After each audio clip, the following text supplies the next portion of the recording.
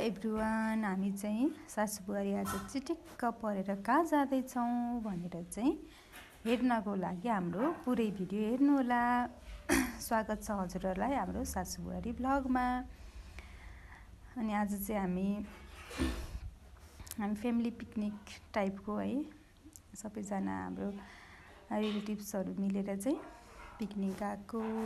यो ठाउँ चाहिँ कहाँ होला भनेर चाहिँ म हजुरहरूलाई एकैछिनमा भन्छु है। ब्युटिफुल नेचर, गुड इन्भाइरोमेन्ट, हाम्रो प्यारो गोदावरी। हामी बसेको ठाउँबाट चाहिँ गोदावरी नजिकै परेको हुनाले हाम्रो अरू ठुलो मम्मीहरू चाहिँ भक्तपुरदेखि आउँदै हुनुहुन्थ्यो। सो उहाँहरू चाहिँ आइसक्नु भएको थियो अनि हामी चाहिँ अलि ढिलो गएको। सो अब पुगिसकेपछि हल्का फोटोसुट त गर्नै पर्यो। त्यसपछि हामीहरूले चाहिँ उहाँहरूलाई एकछिन वेट गऱ्यौँ अनि त्यहाँ नजिकै कुण्डमा चाहिँ गएर एकछिन हेऱ्यौँ कस्तो राम्रो राम्रो फिसहरू रहेछ पानीमा।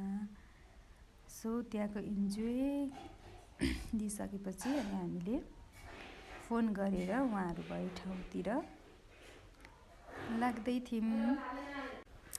सो गलाली गुराँस कति मजाले ढकमक्क फुलेको रहेछ। हामी चाहिँ भेट भइसकेको छ अनि त्यसपछि फेरि फोटोसुट कार्यक्रम सुरु भयो।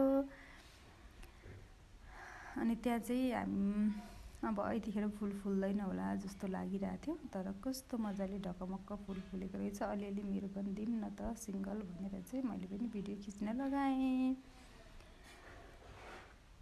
अनि फुलहरू चाहिँ अति राम्रो के। हजुरहरू पनि गोदावरी आउनु भएको छैन भने चाहिँ यो मौसममा चाहिँ एकदमै राम्रो, कस्तो राम्रो फुलहरू चाहिँ फुलेको रहेछ त्यहाँ। वाउ, कस्तो दामी के फुलहरू, यस्तो राम्रो थियो नि त्यहाँको भ्यूहरू, एकदमै राम्रो।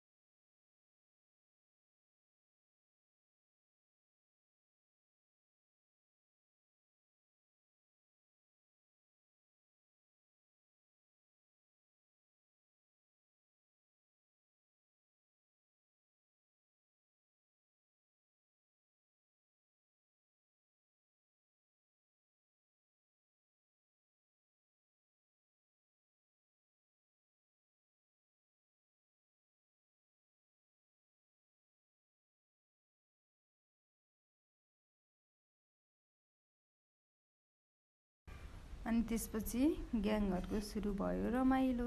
अनि हामी चाहिँ माथि पिकनिक स्पोटतिर लाग्यौँ। एकदमै राम्रो, यति धेरै भिड थियो हिजो सब पिकनिक। अनि यसरी हामीले चाहिँ गुटुटुटुटु कुदेर पनि टिकटक बनायौँ। अनि अब उहाँ त्यस्तो राम्रो ठाउँमा गएपछि टिकटक त बनाउनै पर्यो भनेर चाहिँ हामीले टिकटक बनायौँ। त्यस पछाडि भनेको त्यहाँ वरिपरि रहेको चाहिँ यसो यहाँ भ्यूहरू चाहिँ हजुरहरूलाई पनि सेयर गर्नको लागि मैले खिचेँ। अनि फाइनली हामी चाहिँ खानेकुरा रेडी गर्न थाल्यौँ। हामीले चाहिँ सबै घरबाट लिएर गएको थियौँ।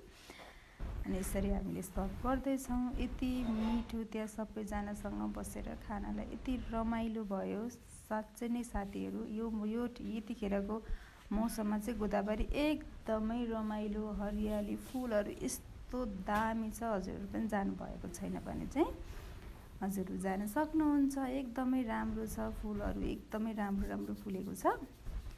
सो यसरी हामीले खानपिन गरिसकेपछि 4 पनि बजिसकेको थियो। अब चाहिँ हामी आफ्नो घर लाग्नुपर्छ भनेर चाहिँ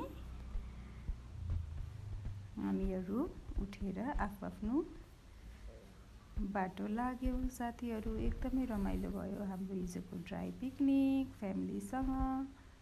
हस्, थ्याङ्क यू।